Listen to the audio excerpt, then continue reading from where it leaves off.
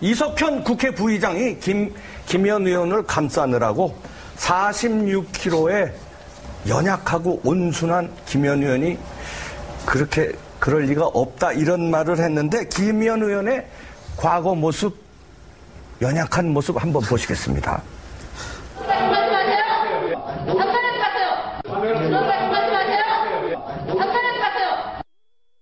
경찰청장님, 수사부장이 일선에 있는 수사부장이 고발장도 제대로 안 보고 수사한 거 잘한 일입니까? 당시에 그 발언의 배경 진위를 제가 확실히 아는 게 뭡니까 지금 경찰청장은? 아는 게 뭔데 이 자리에 앉아 계십니까? 무슨 내용을 재판 기록에 무슨 내용이 담겨져 있는지, 언론에 어떤 내용이 보도되고 있는지 알고 이 자리에 앉아 계신 겁니까? 당시로서는 수사팀에서 지금 당시 얘기가 아니지 않습니까? 일말의 양심의 가책이나 책임감 안 느낍니까? 이렇게 허술하고 허비, 국가 예산을 낭비한 이런 경찰의 수장으로서 아무런 책임감 없습니까? 답변하세요. 현재 재판이 진행 중이기 때문에 정확한 결과는 재판 종료와 함께 나오리라고 생각을 합니다. 청장님, 그렇게 비겁하게 그 자리에 연연하고 싶습니까? 자, 김현 의원님, 추가 질의 때 하시죠. 예. 똑바로 답변하세요. 오늘 하루 종일. 지금 화면에 띄운 것이 이번 국정원 불법 사건에 대한 커넥션입니다. 최연락 국장님, 기억 안 나신다 그랬죠? 나머지는 기억은 그 당시에... 간헐적으로 기억이 나시는 무슨 특이한 재주가 있으신가요? 분리하면 기억이 안 나고. 네, 연약하신지 강하신지는 시청자 여러분이 판단해 주시고요. 저거보다 네. 더 심한 장면들도 많더라고요. 네, 많은데 다 내보내긴 그리고 네. 김현 의원이 폭행을 당한 대리기사 이모 씨에게요. 이런 얘기를 했습니다. 당신 휴대폰도 흉기야, 지워! 네. 이렇게 소리를 쳤대는데 이건 또 무슨 말입니까? 그러니까 저게 이제 다시 이제 이 대리기사의 변호인이 했던 어제 과정에서 새로 나온 건데요. 자, 김현 의원은 계속해서 반말을 했다고 하는데, 자, 그 정도가 아니라 대리기사는 왜 휴대폰을 늘 쥐고 있습니다. 왜? 코어를 봐야 되는 겁니다. 그런데 그 휴대폰을 보더니 저 김현 의원이 저렇게 이야기한 겁니다. 야, 휴대폰을 흉기라고 하면서 치우라고 한 겁니다. 그래서 네. 무서워가지고 대리기사 주머니에 넣었다고 합니다. 그러니까 저것도 또 다른 반말, 또 다른 저것도 언어폭력으로 위압감을 줬기 때문에 저것도 이제 하나의 그 혐의로 들어갈 수 있을 건데, 저렇게 한 김현 의원이 아까 우리 방금 본 데 보면 이렇게 본인이 표현합니다. 간헐적으로 기억하는 재주가 있느냐. 저는 김현 의원한테 반사하고 싶습니다. 김현 의원은 기억하고 싶은 것만 기억하고 기억하기 싫은 것은, 또는 자신에게 법적으로 불리한 것은 기억을 못 하십니까? 김현 의원이나 지금 유가족 이 지도부 중에서 폭행 혐의가 있는 분들은 기억이 안 난다로 이건합니다. 저는 정말 김현 의원한테 묻고 싶습니다. 간헐적으로 기억할 수 있는 재주 어디서 배웠습니까? 근데 네. 김현 의원이 이 반말하는 게 이게 처음이 아니고 늘 그렇게 자주 하나 봐요. 특히 젊은 기자들한테도. 이거 예측을 하시면 안 됩니다. 아니, 젊은 네. 기자들한테도 반말을 그래요? 많이 해서 기자들이 다 이제 알고 있고 다 이렇게 기자들이 무서워하는 거는 저도 많이 들었습니다. 김현 의원한테도 네. 반말하지 마세요. 왜 반말을 합니까? 이 얘기 꼭 전해줘야 될 얘기가 아닌가 싶어요. 아, 김현 의원한테 지금 하시는 네, 말씀이세요? 그렇죠. 네. 화면 보고 말씀하세요. 저 보고 말씀하시면 어떡합니까? 화면 보시고. 화면 보고 네. 얘기했어요. 김현 네. 의원님. 네. 제발 반말하지 마세요. 네. 근데 하태경 의원이 정말 아주 의미심장한 발언을 했는데요. 한번 보시겠습니다. 김현 의원은 자기 혼자만 살려고 발버둥 치는 세월호의 이준석 선장과 같은 느낌이다. 최단비 변호사님. 네. 의미심장해요. 이 얘기. 저도 사실 저런 생각을 했었거든요. 예. 그리고 이 최민희 의원이 이렇게 얘기하셨어요.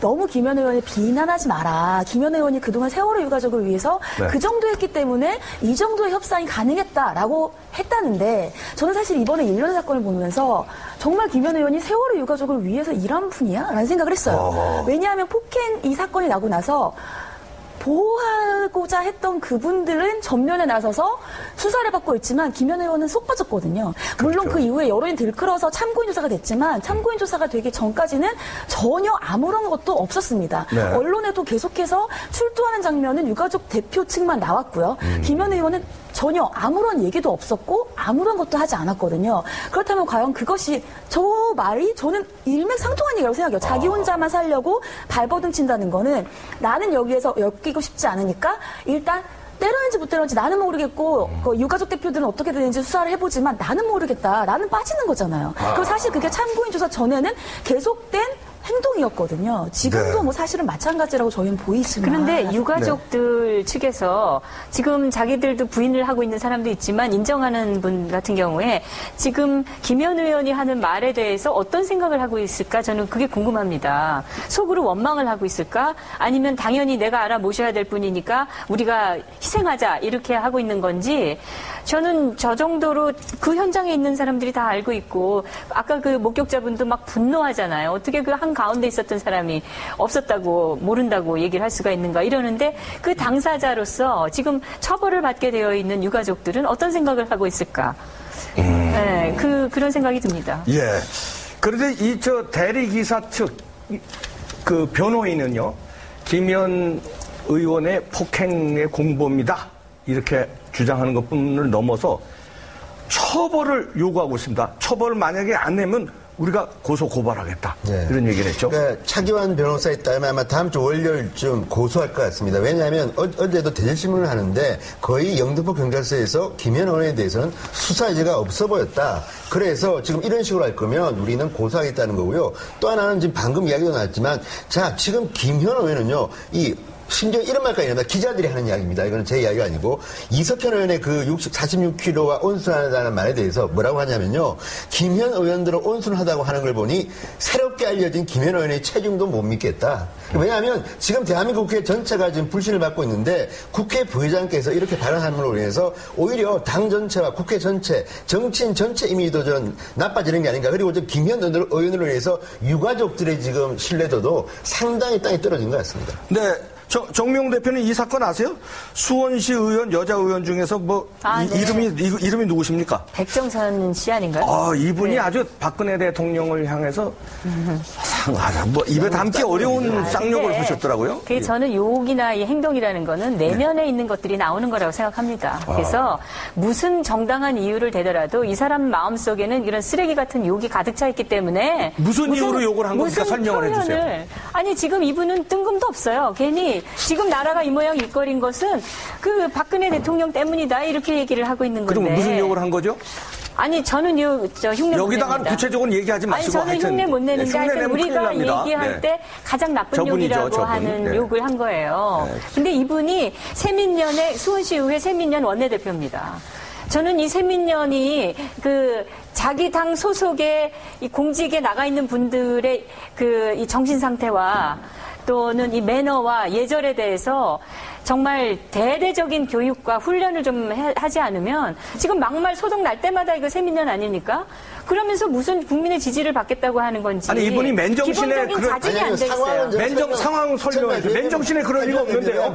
저분 명예 때문에 하는데 자 수원의 한 식당에서 주민들하고 이제 백 의원이 식사를 했는데 한 주민자치위원이 이렇게 이야기했습니다. 세월호 때문에 장사가 안 돼서 힘들다. 그러니까 세월호를 좀 비판한 거죠. 그랬더니 이 백 의원이 박근혜 XXX 때문에 나라가 이 모양 이 꼴이라고 말하는데 제가 말한 XXX는 대단히 강한 욕입니다. 제가 표현한다는 게 아니고. 하시면 안 되고 큰일 납니다. 여기에 대해서 이제 이걸 들은 이제 사람들이 아마 고소하고 했던 것 같은데 문제는 이런 비슷한 이야기를 이 자리에서 계속했다고 합니다. 그러니까 오죽했으면 이걸 듣다 못해가지고 이 식당 주인이 고소했겠습니까? 식당 주인이 고소를 하셨는데 이분이 그 자리에서 그렇게 식당 주인을 욕을 하고 그러고서 끝났는데 그 자리에 있던 분들이 다 이제 기절초풍할 정도로 놀란 거죠.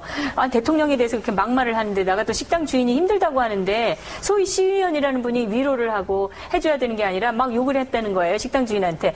그러더니 그리고 돌아가서 자기 또 페이스북에다 트위터에다가 이 식당 주인을 또 거론하면서 욕을 한 거예요. 그러니까 식당 주인이 그거에 정말 열받아서 고소를 한 겁니다. 근데 최단비 변호사님. 뒤에 가서 실컷 총질하고 뒤에 가서 뒤통수에 대고 또 총질을 한 거죠, 저분이. 그러니까 저거는 도대체 공직자로서 시민을 대표할 수 있는 자격이 없는 거죠. 아니 자격은 힘들다는데 자격은 어떻게, 없다고 치고 왜 힘드냐 물어봐야지. 자격은 없다고 치고 여기 최단비 변호사님 나오셨으니까 처벌은 가능합니까?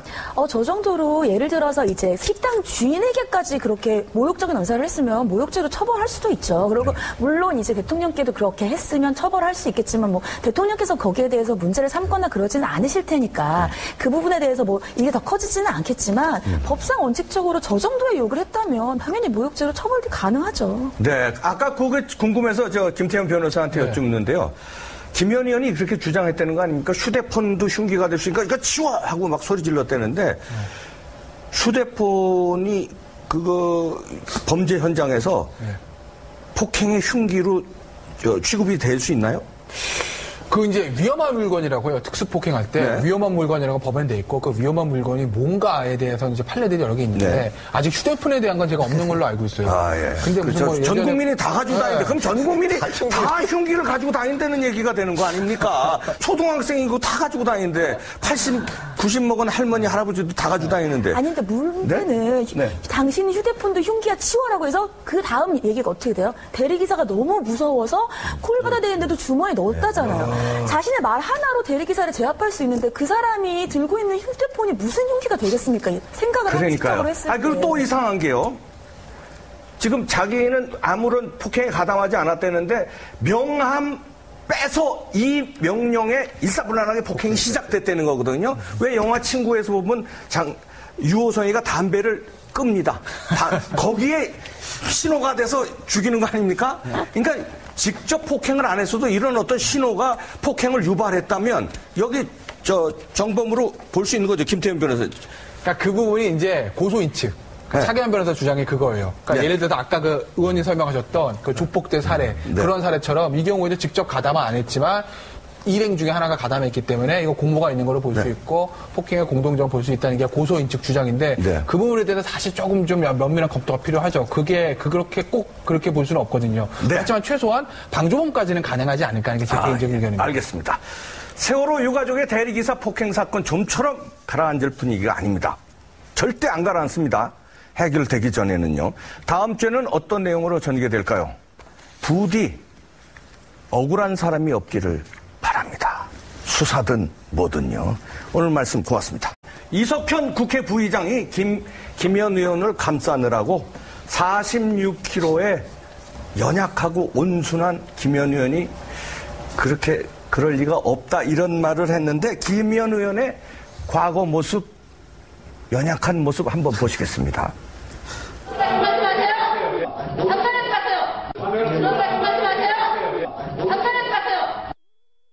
경찰청장님, 수사부장이 일선에 있는 수사부장이 고발장도 제대로 안 보고 수사한 거 잘한 일입니까?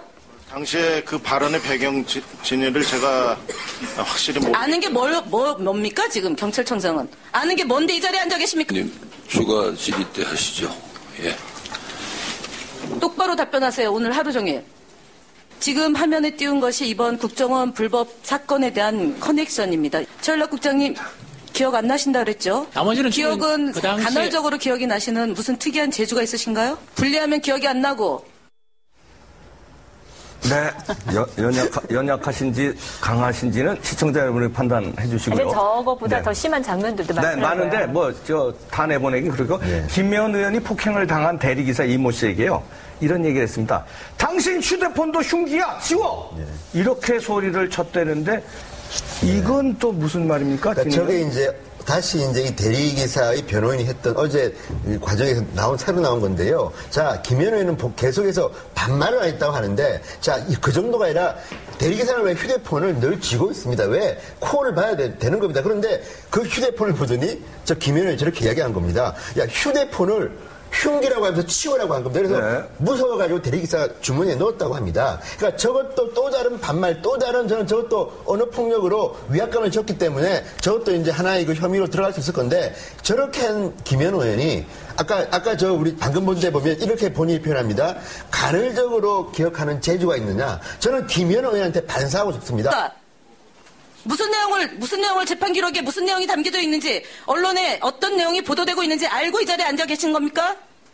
당시로서는 수사팀에서 지금 당시 얘기가 아니지 않습니까? 일말의 양심의 가책이나 책임감 안 느낍니까? 이렇게 허술하고 국가 예산을 낭비한 이런 경찰의 수장으로서 아무런 책임감 없습니까? 답변하세요.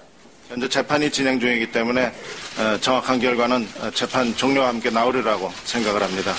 청장님, 그렇게 비겁하게 그 자리에 연연하고 싶습니까? 자, 김현희 김현우 의원은 기억하고 싶은 것만 기억하고 기억하기 싫은 것은 또는 자신에게 법적으로 불리한 것은 기억을 못 하십니까? 김현우 의원이나 지금 유가족 이 지도부 중에서 폭행 혐의가 있는 분들은 기억이 안 난다고 이건합니다. 저는 정말 김현우 의원한테 묻고 싶습니다. 간헐적으로 기억할 수 있는 재주 어디서 배웠습니까? 근데 김현 의원이 이 반말하는 게 이게 처음이 아니고 늘 그렇게 자주 하나 봐요. 특히 젊은 기자들. 이걸 예측을 하시면 안 됩니다. 아니, 젊은 네. 기자들한테도 반말을 그래요? 많이 해서 기자들이 다 이제 알고 있고 다 이렇게 기자들이 무서워한다고 무서워하는 그러거든요. 거는 저도 많이 들었습니다. 김현 의원한테도 네. 반말하지 마세요. 왜 반말을 합니까? 이 얘기 꼭 전해줘야 될 얘기가 아닌가 싶어요.